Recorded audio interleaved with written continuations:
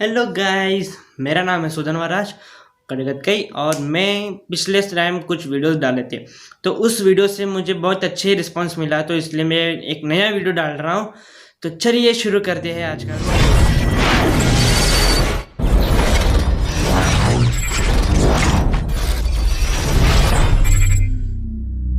Channel को subscribe कीजिए, bell button को दबा दीजिए। जब भी मैं नया वीडियो डालूँ तो आप पहले देख सके।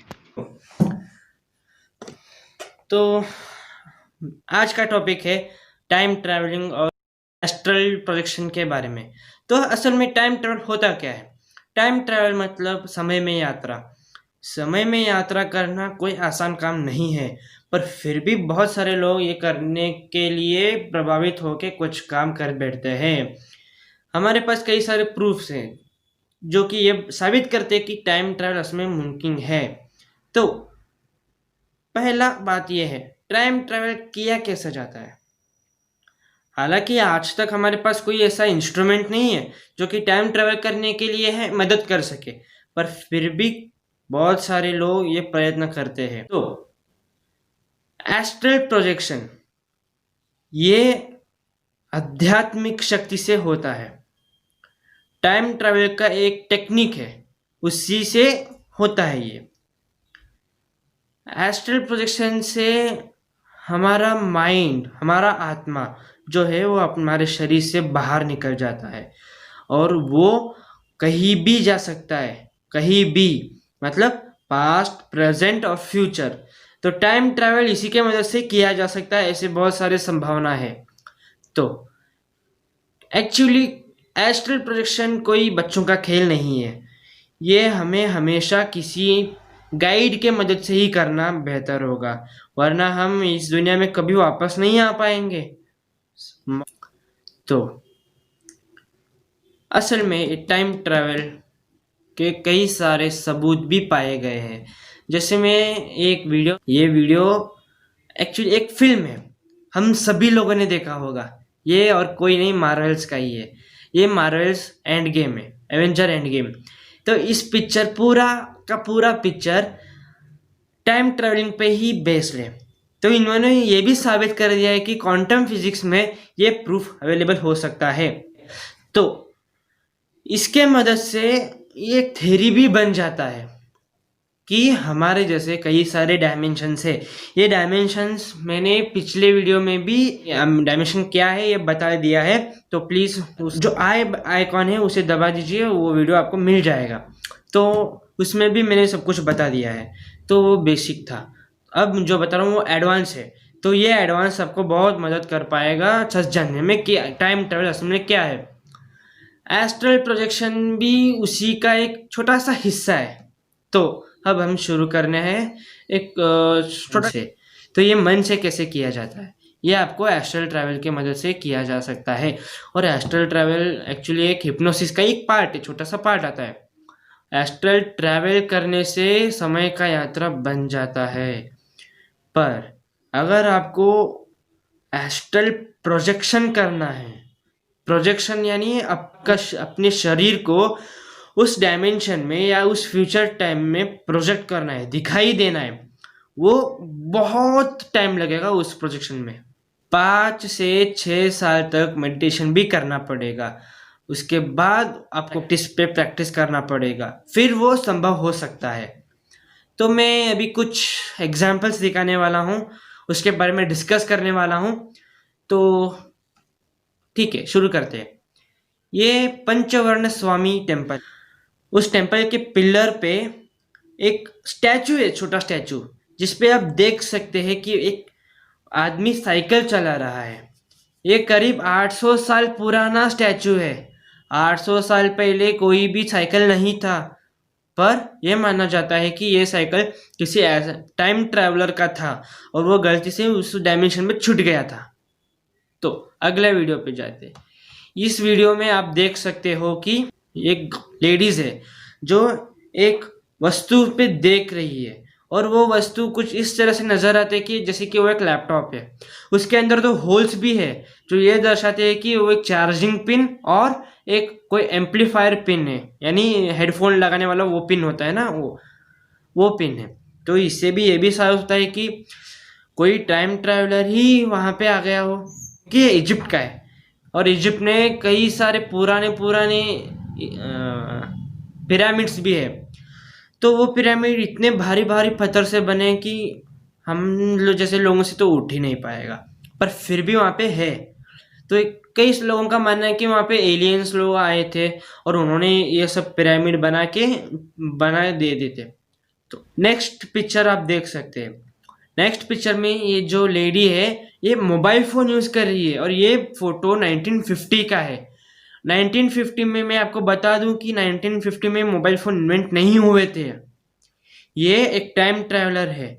ये टाइम ट्रैवलर ऐसे है कि इन्होंने मोबाइल फ़ोन को लेके वहाँ पे ट्रैवल किया है। मुझे नहीं पता कि ये जियो का सिम कार्ड है या किसी और टेलीकॉम का सिम कार्ड है, क्योंकि 1950 में कोई रेंज नहीं था। तो एक बात कैसे कर रही है? ये एक्चुअली 1920 चार्ली चैपलिन का एक्ट प्रमोशन था, तभी ये सीसीटीवी वीडियोस में कैद हुआ था। ये महिला जो हाथ में ऐसे लेके जा रही है, ये दूर से देखा तो ऐसे फ़ोन जैसे ही लग रहा है, पर तभी भी तो फ़ोन नहीं था, क्योंकि फ़ोन इन्वेंट हुए थे 1984 में। 1984 तो ये है नहीं, ये तो 1929 है। 1929 में तो कोई भी फ़ोन नहीं था।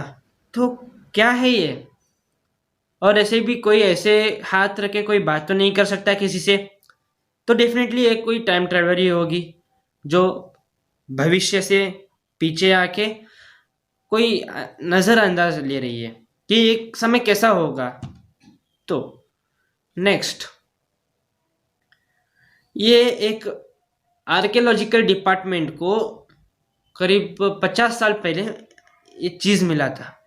ये चीज़ देखने पे तो कोई नोकिया फ़ोन जैसे ही दिखता है, नोकिया के कीपैड फ़ोन जैसे, पर तभी ये फ़ोन इस डायमेंशन का तो ये लगता नहीं है, क्योंकि इस पे सारे के सारे कीपैड अलग अलग है। कोई नंबर तो नहीं है, कोई सिम्बॉल्स है, सबके सब सिम्बॉल्स पे है। हमारे फ़ोन्स पे तो कोई नंबर्स होते हैं, अल्फ़ाबेट्स होते हैं। तो मुझे नहीं लगता कि ये कोई हमारे अर्थ का कोई फ़ोन है। मुझे तो लगता है कि ये कोई अंतरिक्ष यात्री था जो ये दूसरे डायमेंशन से इस डायमेंशन में आके उससे कोई छूट गया है। मुझे तो ऐसा ही लगता है। तो बाद में इस पिक्चर को देखते ही आपको पता चल जाएगा कि ये क्या है। ये एक्चुअली एक एस्ट्रोनॉट का सूट है। हर साल कहीं ना कहीं एक या दो एस्ट्रोनॉट अंतरिक्ष में गुम हो जाते हैं, ऐसा न्यूज़ हमें बार बार मिलता रहता है। तो वो गुम होने के बाद कहाँ जाते हैं? वो इतनी जल्दी मर भी नहीं सकते, क्योंकि उनके सूट में ऑक्सीजन इतना रहता है कि वो 2 दिन तक तो जिंदा रह सकते हैं।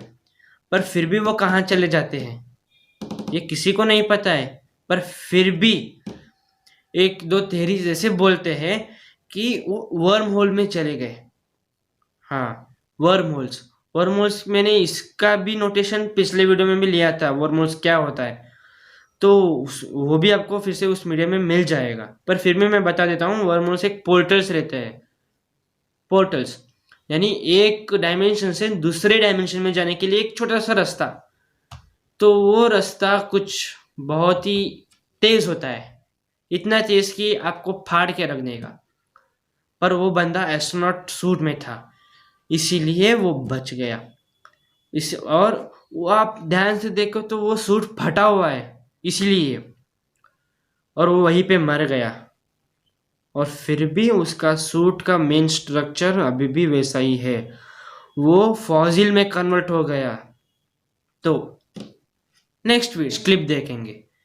ये एक एक्चुअली पेंटिंग है। ये पेंटिंग 1918 में बनाया गया था। इस बंदे के पास स्मार्टफोन है।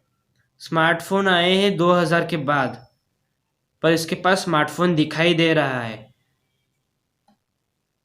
तो ये कैसे हो सकता है?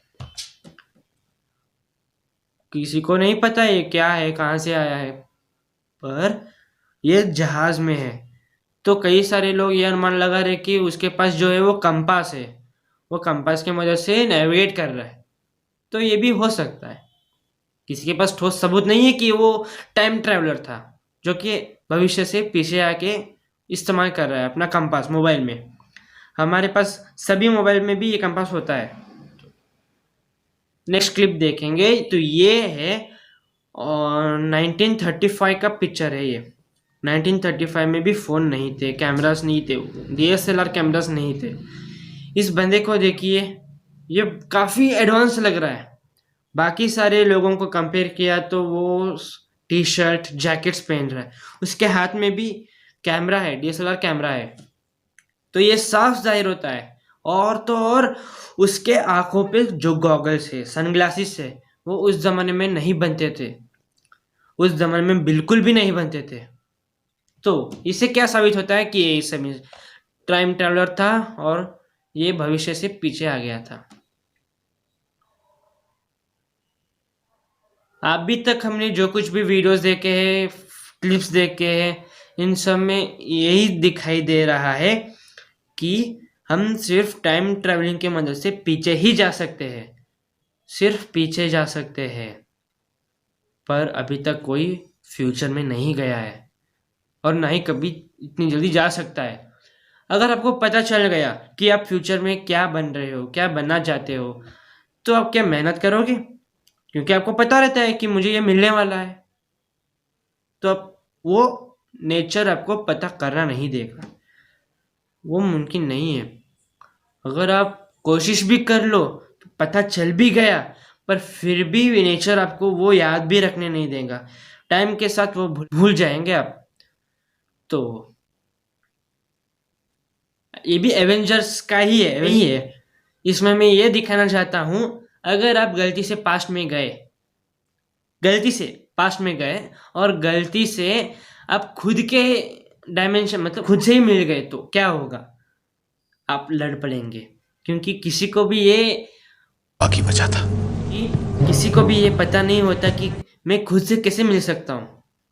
कोई सोच भी नहीं सकता, जैसे कि मैं हेलो क्या कर रहे हो भाई, ऐसे मैं खुद को करे तो नहीं बोल सकता हूँ ना, तो ये थोड़ा मुमकिन नहीं है।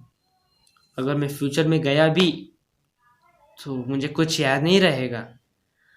अगर आप मेडिटेट करके बहुत स्पिरिचुअल स्ट्रांग हो गए, इतना स्ट्रांग हो गए कि आप सब कुछ याद रख सकते हो, तो आप कुछ भी कर सकते हो, फ्यूचर में भी जा सकते हो। फ्यूचर छोड़िए, आप इसी डायमेंशन के दूसरे स्पेस या दूसरे गैलेक्सी में भी जाके ट्रैवल करके आ सकते हो।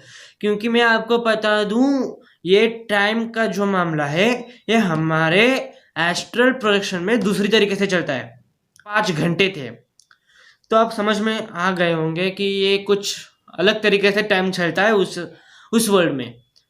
तो अगर आप वहाँ पे 2 साल भी घूम फिर के आ गए, तो आप यहाँ पे सिर्फ और सिर्फ 10 मिनट के लिए ही सो गए होंगे। तो प्लीज़, मेरे इस वीडियो को मैंने बहुत मेहनत से बनाया है, बहुत रिसर्च किया है, और अगर आप चाहते हैं कि मैं ऐसे ही मज़ेदार वीडियोस फिर से डालते जाऊं, तो प्लीज़ मुझे लाइक कीजिए, शेयर कीजिए, कमेंट कीजिए।